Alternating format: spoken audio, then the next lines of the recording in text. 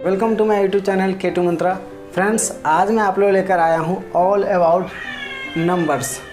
तो फ्रेंड, आज मैं जो बात करने वाला हूँ नंबर के बारे में, क्योंकि मैंने देखा है कि बहुत सारे ऐसे स्टूडेंट हैं जिनको ये नहीं पता है कि कौन से नंबर सम है और कौन सा नंबर विषम है, कौन अभाज्य है तो कौन भाज्य है, कौन सहअभाज्य है, ये नहीं पता है। तो फ्रेंड्स, इसमें बहुत सारे बच्चे गड़बड़ी करते हैं, चाहे कंपटीशन लेवल का हो या किसी बोर्ड का पेपर का दे रहा हो, उन सब में कहीं ना कहीं कन्फ्यूजन होता ही है। तो फ्रेंड्स, आज मैं आपके कन्फ्यूजन को दूर करने वाला हूं, तो बने रहिए वीडियो के साथ। मेरा नाम है K2 सर। तो चलिए बिना किसी देरी के हम अपना वीडियो स्टार्ट करते हैं। फर्स्ट ऑफ ऑल हम जानते हैं नेचुरल नंबर के बारे में। फर्स्ट नंबर पे क्या है? Natural number. नेचुरल नंबर को हिंदी में कहते हैं प्राकृत संख्या। प्राकृत संख्या। ये प्राकृत संख्या क्या होता है? देखिए, जैसे कि हम सभी गिनते हैं, काउंटिंग करते हैं ना, गिनती गिनते हैं 1 2 3 4 5 6 7 8, या हिंदी में बोलो 1 2 3 4 5 6। यही जो काउंटिंग नंबर है उसी को तो हम कहते हैं प्राकृत संख्या या नेचुरल नंबर। तो इसका क्या हो जाएगा एग्जाम्पल? जैसे कि 1 2 3 4 5 6 सो ऑन। इसको हम कहते हैं अनंत। अनंत का मतलब होता है इनडेफिनिट। ओके, ये था फर्स्ट नंबर। और ये क्या है? सेकंड। सेकंड नंबर पे आता है होल नंबर। हिंदी में इसको कहते हैं पूर्ण संख्या। पूर्ण संख्या। अब ये पूर्ण संख्या क्या होता है? जो हम काउंटिंग स्टार्ट करते हैं 1 से, अगर हम 0 उसमें इंक्लूड कर दें, इसका मतलब ये मैं कहना ये चाहता हूँ कि गिनती की जो संख्या है उसमें अगर हम 0 इंक्लूड कर दें, उस पूरे सेट जो बनता है, समूह जो बनता है, उसको हम क्या कहते हैं? पूर्ण संख्या कहते हैं। तो ये स्टार्ट कहाँ से होगा बेटा? 0 से होगा। ठीक है, 0 1 2 3 4 5 6 so on. Okay, third number पे आता है इंटीजर्स।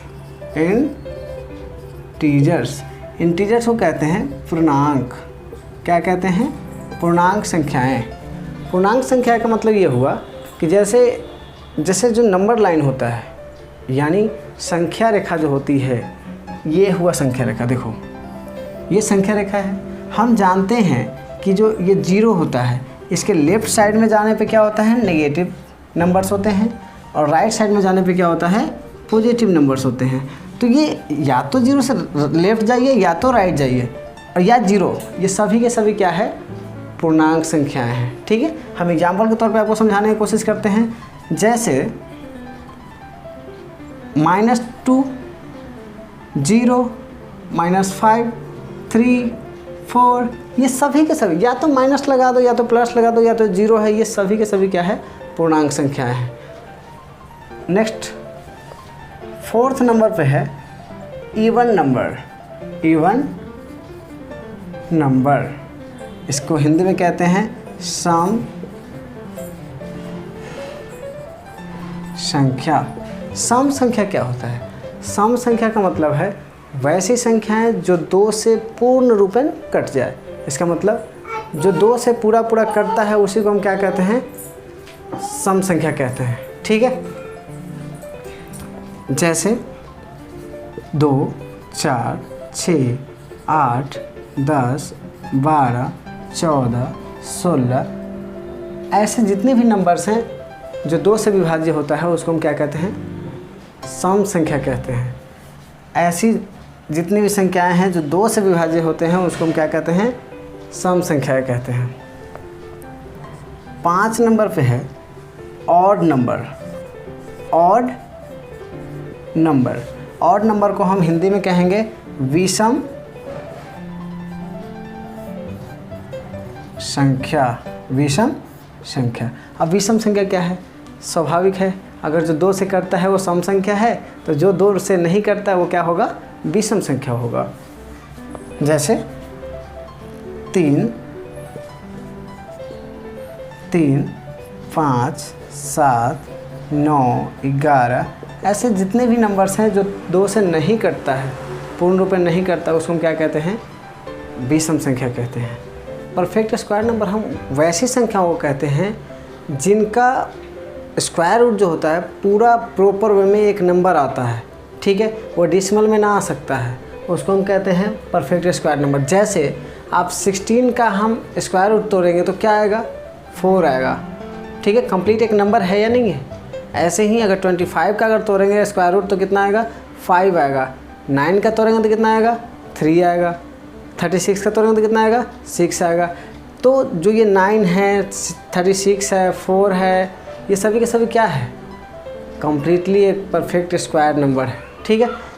नेक्स्ट नंबर है perfect cube number. Perfect cube number को हिंदी में कहते हैं पूर्ण घन संख्या। जिस तरह से हमने आपको पढ़ाया पूर्ण वर्ग संख्या, उसी प्रकार अगर जिस नंबर का क्यूबिक रूट यानी घनमूल टूटने पे एक नंबर प्राप्त होता है उसे हम कहते हैं परफेक्ट क्यूब नंबर, ठीक है। जैसे 1 का क्यूब निकालेंगे 1 ही आएगा। 8 का क्यूब निकालेंगे तो कोई नंबर आता है ना, 2 आता है, ठीक है। ऐसे ही 27 का क्यूब कितना होता है? 3 होता है, ठीक है, क्यूबिक रूट 3 होता है। ऐसे ही 64 का कितना होगा भैया? 4 होगा, ठीक है। तो क्या ये नंबर है या नहीं है? एक प्रॉपर कंप्लीट नंबर है ये, इसीलिए ये जो नंबर हमें क्या कहलाएगा? परफेक्ट क्यूब नंबर कहलाएगा, ठीक है। नेक्स्ट नंबर है प्राइम नंबर। प्राइम नंबर को हिंदी में कहते हैं अभाज्य संख्या। अभाज्य संख्या, इसमें बहुत सारे कन्फ्यूजन हैं। बच्चे गलती इतने करते हैं कि मैं क्या बताऊं। 10th के बच्चे मैं पढ़ाता हूं, 10th के बच्चे को भी ये सब नहीं आता है। 10th के बच्चे भी इसमें गलती करते हैं। अगर मैं उससे पूछ दूं कि सबसे छोटी प्राइम नंबर कौन सी है, अभाज्य संख्या कौन सी है, तो उसमें कन्फ्यूज हो जाएगा।